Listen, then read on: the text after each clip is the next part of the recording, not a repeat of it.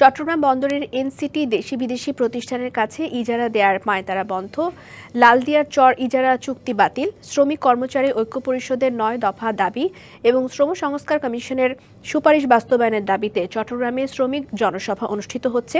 সেখানে আছেন সহকর্মী শহীদুল ইসলাম। সরাসরি যাচ্ছি তার কাছে। শহীদ, আমাদেরকে জনসভার বিষয়ে জানাবেন।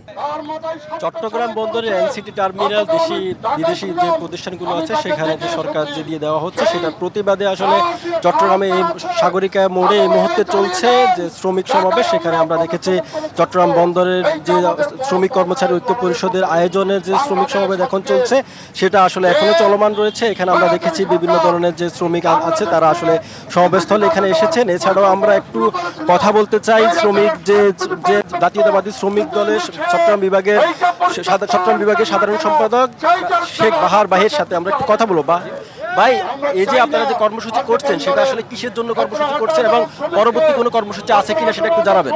পরবর্তী কর্মসূচি আমরা দেওয়ানের মোড়ে জমায়েত করব, এখান থেকে লাল পতাকা মিছিল নিয়ে বন্দরের দিকে অভিমুখে যাব, বন্দর অভিমুখে যাবো আমরা। কথা বললে তো হবে না।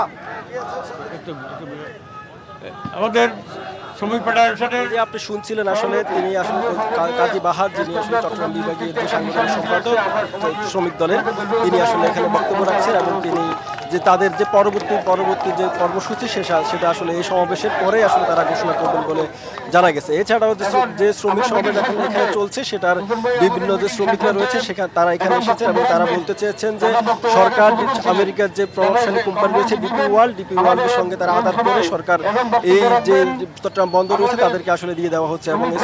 এবং যে সমাবেশ থেকে যে বক্তারা বলছেন যে চট্টগ্রাম বন্দর বিদেশিদের হাতে দিয়ে দেওয়া হলে সেক্ষেত্রে দেখা যায় বাংলাদেশের যে শ্রমিকরা এখানে কর্মরত রয়েছেন তারা আসলে বেকার হয়ে যাবে। নতুন এবং ফিরে আসা গ্রাহকদের জন্য নগদে চলছে ক্যাশব্যাক সহ প্রতিদিন হাজারো উপহার জেতার সুযোগ। হবে আশা আর ফেরা, সারপ্রাইজ সেরা।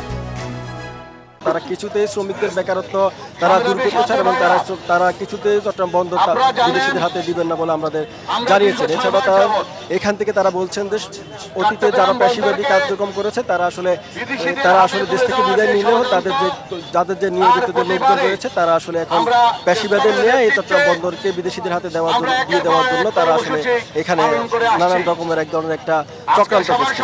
চট্টগ্রামের সাগরিকা মোড় থেকে শ্রমিক সমাবেশ থেকে আমার কাছে এই ছিল সর্বশেষ খবর। ধন্যবাদ শহীদুল আপনাকে।